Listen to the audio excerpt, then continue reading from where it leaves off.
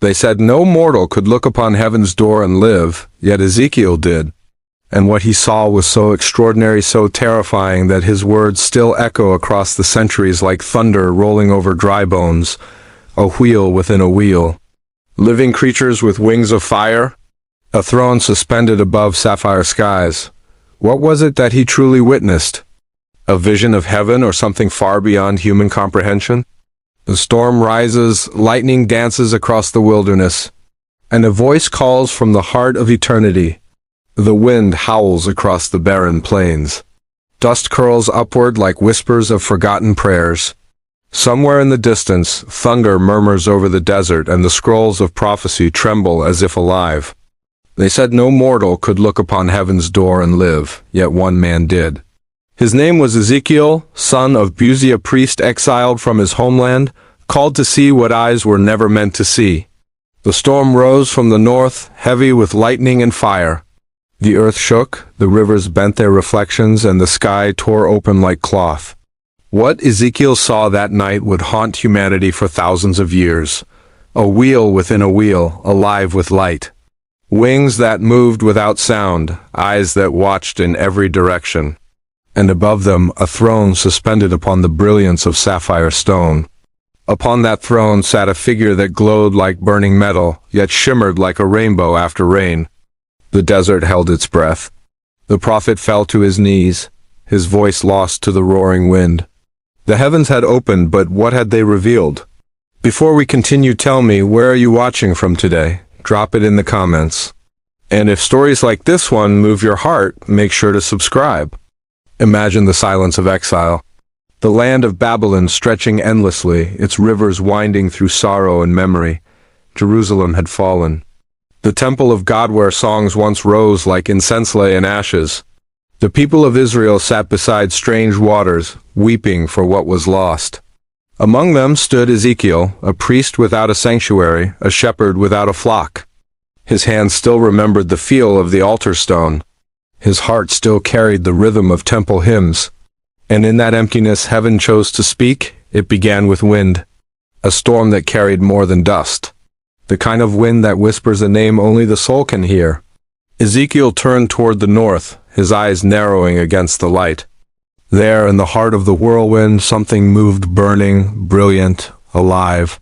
Shapes emerged from fire, beings of impossible form. 4 faces: man, lion, ox, and eagle. 4 wings, each stretching toward the next.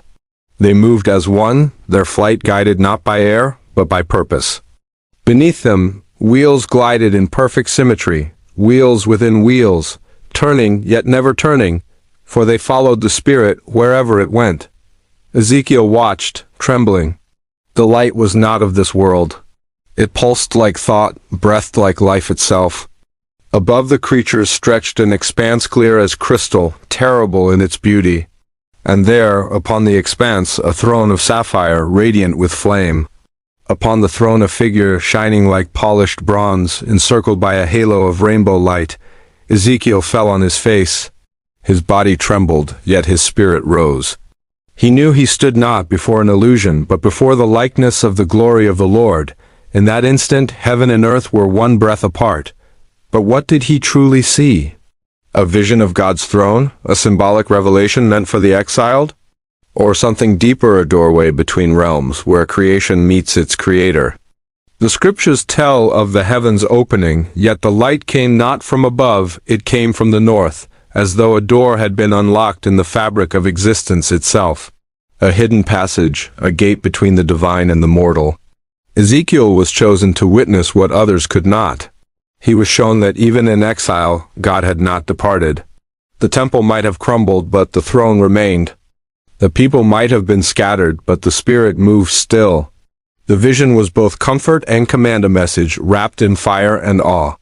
Through Ezekiel's eyes we glimpse not only heaven, but ourselves, the longing to understand, the fear of what lies beyond the veil, the hope that light still reaches even the darkest corners of our exile. And yet there is something more. Because what Ezekiel saw would echo through centuries, the book of Revelation, the songs of saints, the dreams of mystics, all shaped by this single vision. The wheels, the living creatures, the sapphire throne, they form a pattern, a divine language hidden in plain sight. Perhaps the hidden door in heaven is not just a place, but a meeting point between faith and revelation. A reminder that God's presence cannot be confined to stone or sanctuary. It moves like the Spirit wherever it wills. The storm fades, the air settles. The last sparks of lightning dance along the horizon, and in that silence the voice still lingers, the same voice that once spoke to a man beside the river Sheber. But what if I told you the truth was never lost? What if the door Ezekiel saw has always been there, waiting unseen in the space between heaven and the human heart? The river Chebar winds through the plains of Babylon, slow and silent beneath a sky heavy with dust. Along its banks the exiled children of Israel sit in quiet sorrow. They whisper songs of Jerusalem, their voices trembling like candle flames in the wind. The once golden city lies behind them, conquered and crushed. The temple, the heart of their worship, has been burned to the ground. And among the weary captives walks a man whose eyes seem to look beyond the visible world. His name is Ezekiel. He was born to serve as a priest, trained to enter holy places and offer sacrifices before the altar of the Almighty. Yet the day came when the altar was gone, and all that remained was emptiness. The world had fallen silent, and heaven, it seemed, had turned its face away. But in that silence God prepared a revelation that would shake the earth and rewrite faith itself. The evening sun burns low, painting the river gold. The reeds sway in the breeze. Ezekiel kneels by the water, his reflection trembling with the ripples. He closes his eyes. The air grows still, unnaturally still. The whisper of wind fades, the world holds its breath. Then it begins, the sound of a storm, distant but growing. Thunder rolls like the march of unseen armies. A wind rises from the north, cold and fierce, carrying with it the scent of rain and fire. Ezekiel looks up. In the far distance, light gathers. Light so bright, it cuts through the horizon like a blade. The exiles scatter, frightened, but Ezekiel cannot move. He is rooted to the earth, eyes wide, heart pounding. The storm approaches, not of this world, but of another.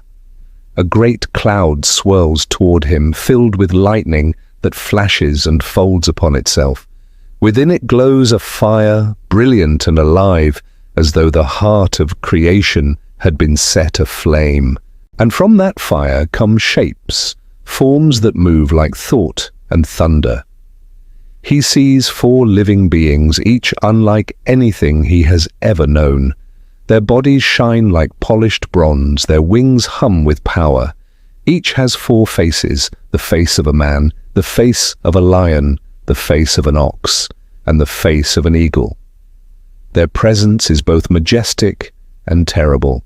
They move not with steps, but with will, shifting through the air as if the very elements obeyed them. Beneath them are wheels, vast and gleaming, intersecting each other in impossible geometry. Wheels within wheels, each alive with eyes that shimmer like stars. The sound of their motion is like the roar of the sea, like the voice of a great multitude. They move in harmony, guided by a single, invisible purpose. Ezekiel falls to his knees. His breath escapes him. He knows he is standing on the edge of something sacred, something that breaks the line between the seen and the unseen. The creatures halt, wings trembling, as if waiting for command. Above them spreads an expanse, clear as crystal, stretching across the heavens like a mirror of frozen light. And there, above the expanse, a throne. It shines with the blue of sapphire. Lightning flickers beneath it. And upon that throne sits a figure, surrounded by fire from the waist up and down, a radiance like molten metal, yet encircled by a rainbow of living color. The brilliance is unbearable, yet beautiful beyond measure. Ezekiel covers his face, for he knows this is not mere vision. It is revelation. The glory of the Lord has come to the land of exile. And then a voice, deep as thunder, soft as breath. It speaks not to the ears, but to the soul. It calls him by name. It tells him that Israel's sin has reached its fullness, that judgment has come, but mercy still waits. It tells him he will speak words the people do not wish to hear. He will be their witness, their watchman, their reminder that even in the ashes, God still speaks. The wind quiets. The light begins to fade, folding back into the horizon as though drawn by unseen hands. The creatures ascend, the wheels follow, and the sky closes, leaving behind silence and dust. Ezekiel remains kneeling by the river, trembling, eyes fixed on the fading glow. He knows now that heaven is not a place above the clouds. It is a presence that moves through fire and wind. It finds those who are ready to listen. The priest has become a prophet, and his burden will not be light. As he rises to his feet, the world feels changed. The river still flows, the reeds still whisper, but everything is charged with meaning. Every shadow holds breath, every gust of air feels alive. He walks among his people, and though they do not see the light that lingers in his eyes, something deep within them stirs. The message has begun. But beyond the vision, a question remains, a mystery that gnaws at the edges of his soul. The throne did not descend from heaven. It came from the north, riding upon wind and fire. What lies in that direction? What gate opened to bring forth the glory of the Lord? Was it a passage between worlds, a rift where eternity spills into time? The prophet cannot answer, not yet. He only knows the vision was real, the fire was real. And somewhere beyond the northern winds, something still moves, something divine, unseen and waiting.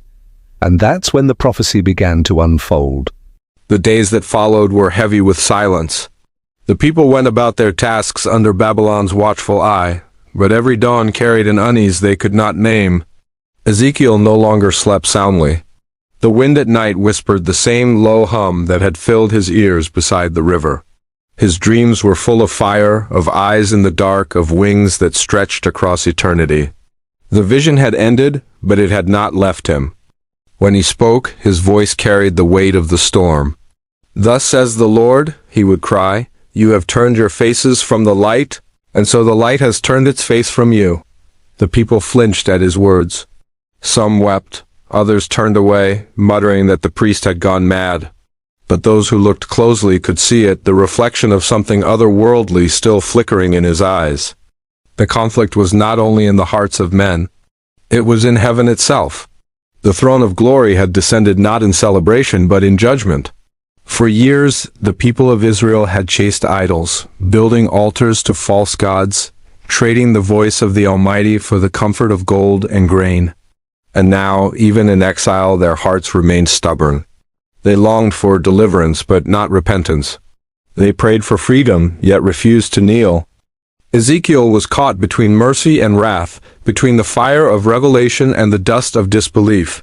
He had seen the door of heaven open once, but what if it opened again this time, not in vision, but in vengeance? The nights grew darker. A strange wind began to move through the camp, stirring the ashes of cooking fires, bending the reeds by the river. The people whispered of omens. Cattle cried in the distance for no reason. The moon seemed too pale, the stars too sharp. And in the midst of it all, Ezekiel heard it again, the same voice that had spoken from the storm. "Son of man, stand upon your feet, and I will speak with you." He fell to the ground, trembling. The air around him shimmered, and a presence filled the space like heat before rain. "I send you," the voice said, "to a rebellious nation that has transgressed against me. Whether they hear you or refuse you, they will know that a prophet has been among them." And then silence. For days he wandered through the camp, unable to speak. His mouth felt sealed by unseen hands. The people watched him, curious and afraid. When he finally opened his lips, the words spilled out not as speech, but as command. He began to perform strange, symbolic gestures that defied logic but carried divine meaning. He drew the city of Jerusalem upon a clay tablet and set siege against it, piling up small walls of sand and brick to mirror the fate of the city they had lost. He lay upon his side for days, first one, then the other, bearing the weight of their iniquity upon himself. Each act was a message, a living parable, a warning from beyond the veil. But the people mocked him. "The priest has gone mad," they said. "The desert has burned his mind." They could not understand that what Ezekiel endured was not madness, but revelation. Each act of obedience opened another layer of the divine mystery. Each vision showed him a glimpse of the hidden door, the passage through which the glory of God had entered and might one day depart. One night, as he lay awake beneath the stars, the wind rose again. The fire of the north burned faintly upon the horizon. And within that glow he saw movement, figures of light and shadow, the same as before. The wheels turned slowly, silently, as though waiting. The air trembled, and Ezekiel felt the same terror, the same holiness. "Son of man," the voice said, "I have made you a watchman. When you hear my word, you must warn them. If they refuse to turn, their blood will be upon their own heads." Ezekiel wept. He did not want this burden. He was tired, lonely, rejected by his own people. But the command was clear, "Speak," and so he spoke again. He told them of the visions, the temple filled with idols, the women weeping for false gods, the leaders turning blind eyes to injustice. He warned that if they did not repent, the glory that had once entered through the hidden door would depart. But hearts remained cold. The elders laughed in his face. The exiles busied themselves with trade and talk of Babylonian customs. They said, "If God truly wished to speak, he would speak through priests, not a madman by the river." And then came the day of trembling. At sunrise, the sky turned the color of ash.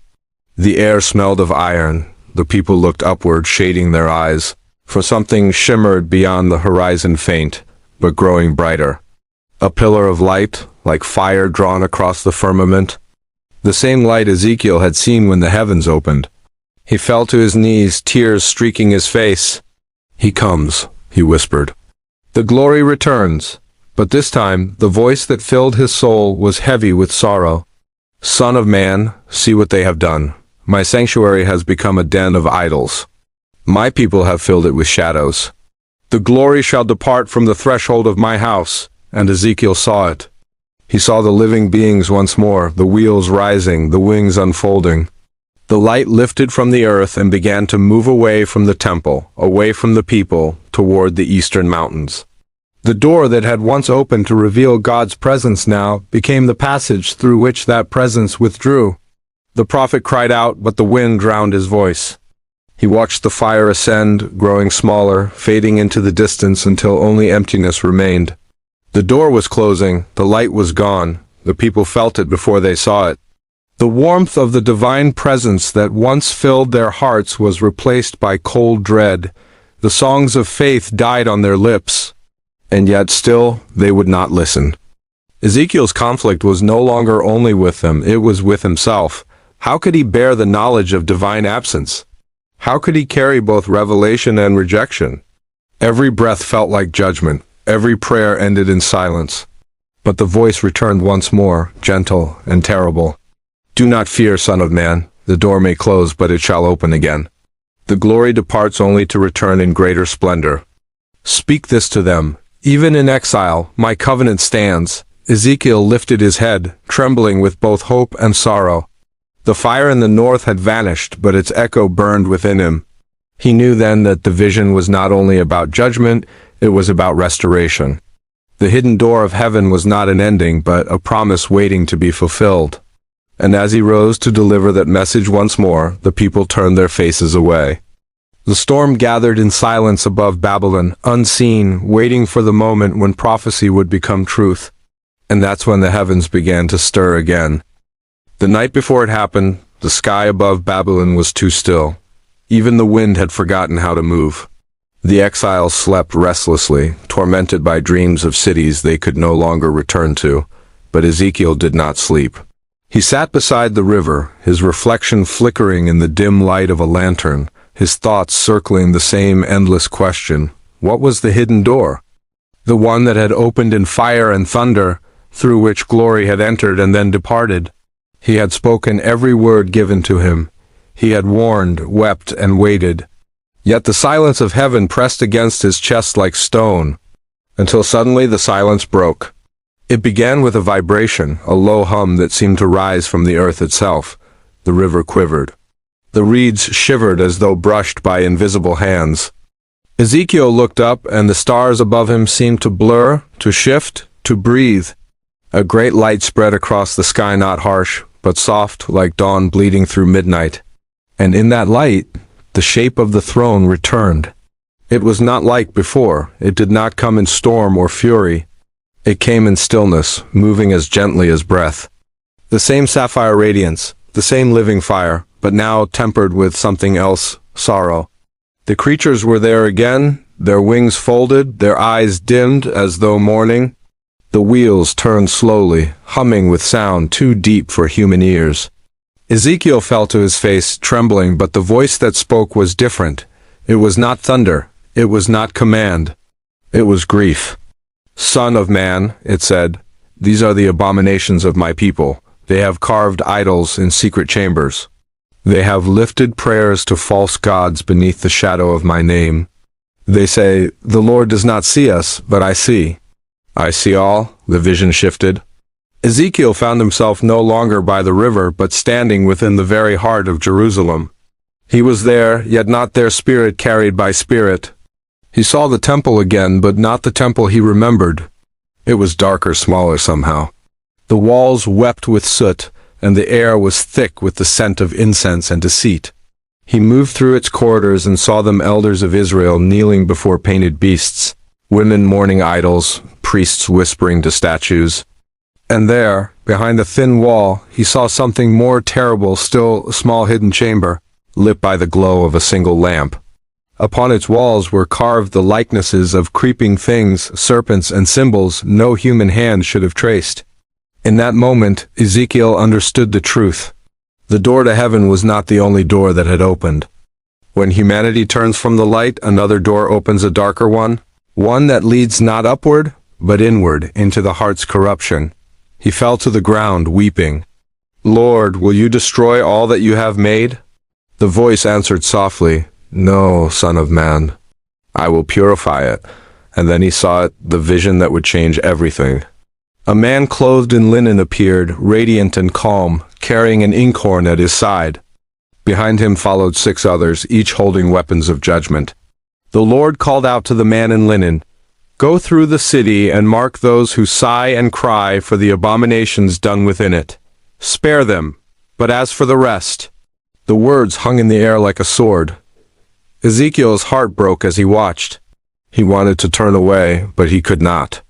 The judgment began, and the glory of the Lord rose from the threshold of the temple once more, hovering, moving toward the east. And then it happened, the moment of revelation. The light above the temple began to shift. It folded upon itself like fabric being drawn through an unseen doorway. The creatures turned their faces upward. The wheels lifted, and the fire that surrounded them intensified until it became pure white brilliance. The sky above them opened, not in the shape of storm clouds, but like a gate of light parting across the heavens. Through that opening, Ezekiel saw something beyond all imagination, vastness without end, radiance beyond fire, harmony without sound. He saw the patterns of creation itself, the balance of judgment and mercy woven into the same thread. He saw that heaven was not a place distant from earth. It was all around, hidden behind a veil thinner than breath. And he understood. The door was not only for God to enter or depart, it was the path of communion, the bridge of revelation. Whenever faith awakens, the door opens. Whenever hearts harden, it closes. Ezekiel cried out, "Lord, who can endure this glory?" And the voice replied, "Only those whose hearts are pure enough to see." The vision faded, and he was back beside the river once more, but the world no longer felt the same. The sky seemed wider, the stars closer, as though eternity pressed just beyond the horizon. Every sound, every gust of wind, every ripple in the water seemed to whisper fragments of what he had seen. Days passed, and Ezekiel tried to share the revelation. He told them that the door to heaven is not locked by divine power, but by human blindness. That repentance was not punishment, it was the key, but the exiles could not see what he had seen. To them, Babylon was still Babylon, and heaven was too far to reach. Still, he spoke. "The door is near," he said. "Closer than breath?" When the heart turns, the light returns. Some laughed. Others turned away. Yet a few listened.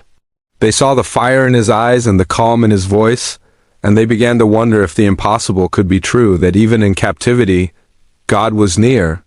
One evening, as he prayed alone, a faint light glowed once more upon the northern horizon. It flickered like the first spark of dawn, and he heard the voice again, not in the sky, but within his soul. "Do you see now, Son of Man? The door that opens above also opens within? Those who seek me shall find me not in temples of stone, but in spirit and truth." Ezekiel bowed his head. The revelation had come full circle. The mystery of the throne was not a secret to be solved, it was a message to be lived. The hidden door in heaven was not lost in clouds and fire. It was the passage of faith, waiting to open within every heart that dares to believe. The night deepened. The stars burned brighter, and the river carried his reflection downstream, where the light shimmered faintly on its surface like the echo of eternity. And that's when he realized the prophecy had only just begun. The wind had turned bitter that night over the plains of Chebar. Ezekiel stood alone beneath a black sky veined with silent lightning, and the air itself seemed heavy with judgment. The people around him, once filled with trembling wonder, had grown weary of his words. They mocked his visions. They called him mad.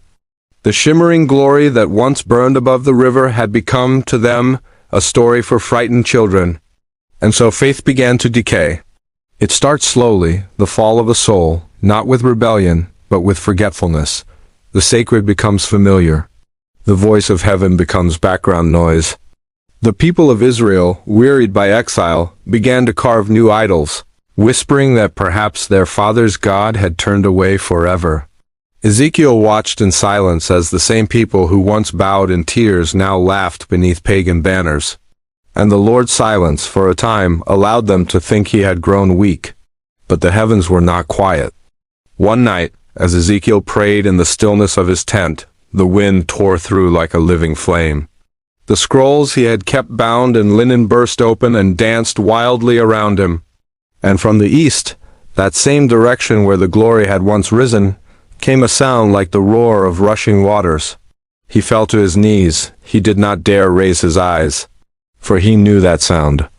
It was the chariot of heaven returning, not in peace but in power.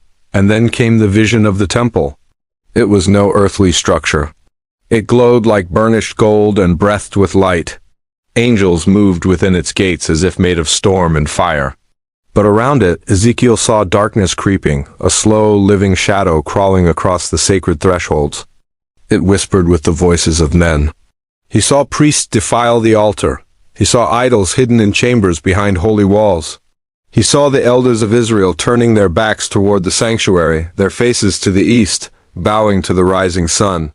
The door of heaven, once open to them, began to close. Ezekiel cried out. He begged for mercy. "Spare them, Lord. They know not the weight of their rebellion." But the voice that answered was neither cruel nor cold. It was sorrowful. "Son of man," it said, "do you see what they do in secret? Shall I not depart from them for a time until their hearts return to me?" And so he saw it, the most heartbreaking vision of all. The glory of God, the light that had filled the temple, began to move. Slowly, reluctantly, like a father walking away from a child who no longer calls his name.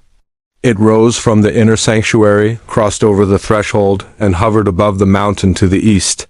And then it was gone.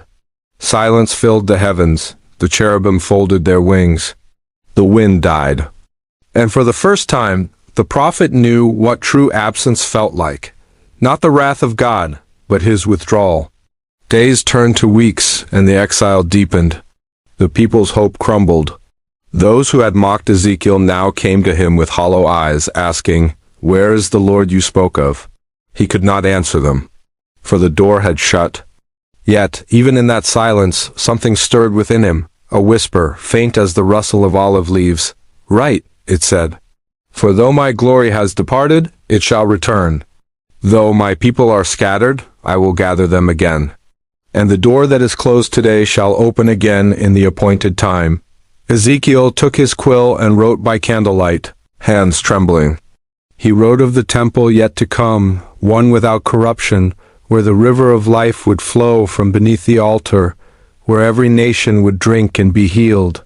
A promise buried in the ashes of judgment. But even as he wrote, the darkness outside thickened. Armies marched, empires shifted, and every sign pointed toward ruin. The prophet could feel the weight of two worlds pressing upon him, heaven above, earth below, and the invisible threshold between them. And in a final vision, the Lord showed him something few could bear to see, a gate, sealed, unbroken, facing east. The Lord said, "This gate shall remain shut. No man shall enter by it, for the Lord, the God of Israel, has entered by it. Therefore it shall remain shut." It was both a curse and a promise, a mystery buried in stone, and Ezekiel knew. The hidden door in heaven had not vanished. It had only closed until the appointed dawn. And that's when the prophecy began to unfold. Centuries passed, and the dust of Babylon faded into legend. Empires rose and fell, yet Ezekiel's words endured, written in scrolls, whispered in temples, carried across deserts by men who still believed in unseen doors. His prophecy became a riddle woven into the bones of the earth, waiting for those who would listen with their spirit instead of their eyes. But history is cruel to faith. The world grew louder, cities brighter, and men began to search for heaven with iron tools instead of open hearts. They built towers, temples, machines, and yet the gate Ezekiel saw remained sealed. The eastern gate of Jerusalem, the very one he described, was walled shut for over 1,000 years. Ottoman stones sealed its arch. And beneath it, archaeologists later found something strange, layers of ancient burials, stacked like silent guardians of prophecy, as if someone long ago had tried to ensure that no mortal foot would tread where the divine once entered. Still, the stories persisted. Some said the door would open again only when the King of Glory returned, stepping through light into the city once more. Others whispered that the door had never truly closed, that it had simply shifted unseen into another realm. That those who are pure of heart may glimpse it not in stone or sky, but in the space between dreams and prayer. Somewhere in the ancient hills, a shepherd once claimed he had seen a gate of light rising in the dawn. He spoke of hearing the hum of wings, the sound of waters rushing from nowhere. When he told the priests, they dismissed him. But his story spread, a ghost of Ezekiel's vision carried into a new age. And so generation after generation, seekers came to that place. Pilgrims, mystics, wanderers, all drawn by something they could not explain. They stood by the sealed gate of the old city, their hands pressed to cold stone, whispering ancient prayers. Some wept, some felt nothing. But a few, only a few, said the air shimmered, as if time itself paused, and they felt the pulse of eternity behind the wall. It was never about the stones. The true door, Ezekiel had written, was not built by men. It was carved in light, hidden in the space between the mortal and the divine. It opened not by command, but by surrender, by the heart that remembers what creation once knew, that heaven is not distant. It waits, behind a veil thinner than breath. In his final days, the prophet had spoken softly to his disciples. "The Lord's glory will return," he said. "But not as before, you will not find him in temples made by hands. The new gate will open within you, if your spirit is still." They wrote his words, though few understood them. How could they? They still looked to walls, to symbols, to the outer world. The hidden door was never a place. It was an awakening. And now, in our time, when faith feels faint and the world trembles under the weight of its own noise, his words echo louder than ever. Scientists dig beneath the old city and find tunnels that lead nowhere. Historians trace patterns in Scripture and find alignment between prophecy and the stars. Believers speak of visions, a flash of light, a presence in the night, a peace that feels too vast to explain. Maybe the gate is stirring. Maybe the hidden door in heaven was never about a vision of one man, but a map left for all mankind, showing that the divine still calls, that the heavens still wait to open once the world remembers its humility. Imagine standing at that sealed gate at dawn. The city is quiet, the air cool and golden. You place your hand upon the stones and feel nothing, and yet, deep within, a warmth spreads. A realization that heaven has always been closer than we thought. That the same light Ezekiel saw burns quietly behind every human heart, waiting for its moment to break through. One day, the world will awaken. The rivers will flow again from the temple that no army can destroy. The sealed gate will open, not through war or power, but through grace. And the sound Ezekiel heard, that rushing water like thunder and song, will rise again, washing over a world that had forgotten to listen. The hidden door was never lost. It was simply waiting for faith to remember its shape. And perhaps even now it is opening. It happened not with thunder, nor with the trembling of the earth, but in silence. That is how divine truth often reveals itself, not in storms, but in stillness. For centuries, humanity searched for the door Ezekiel saw, chiseling into mountains, combing through ruins, mapping the stars. Yet the mystery refused to yield to their tools. The door did not belong to the world of dust. It belonged to the world of spirit. Ezekiel's vision was never just about fire, wheels, or winged creatures. It was a mirror, a reflection of creation's order, heaven above, earth below, and between them, the soul of man. When the prophet saw the door in heaven, he was not simply seeing a passage to another place. He was seeing the pathway of the human soul itself. The hidden door was not hidden because God wished to conceal it. It was hidden because mankind forgot how to see. In his revelation, Ezekiel described the glory departing from the temple. Yet what was the temple? Not only stone, not only sanctuary.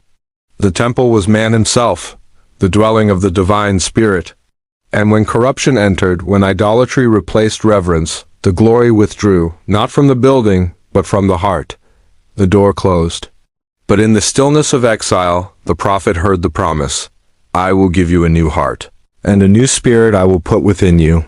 Those words were not about a nation's return, but a rebirth of the human spirit, the reopening of that invisible gate.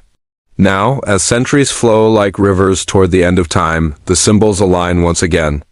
The eastern gate remains sealed, as though history itself guards the secret Ezekiel left behind. But in that very silence, a whisper endures, that one day the same glory that departed will return, passing through that gate once more. Prophets called it the day of the Lord, mystics call it the reunion. But perhaps it is simpler than we think. Perhaps the door opens not once at the end of time, but every time a soul remembers its origin. Every act of mercy, every moment of forgiveness, every heart that bows in humility. These are the hinges turning, the gates stirring awake. Imagine the vision now, not ancient but eternal. The sky above burns with light beyond description. The living creatures still hover, their wings folded in reverence.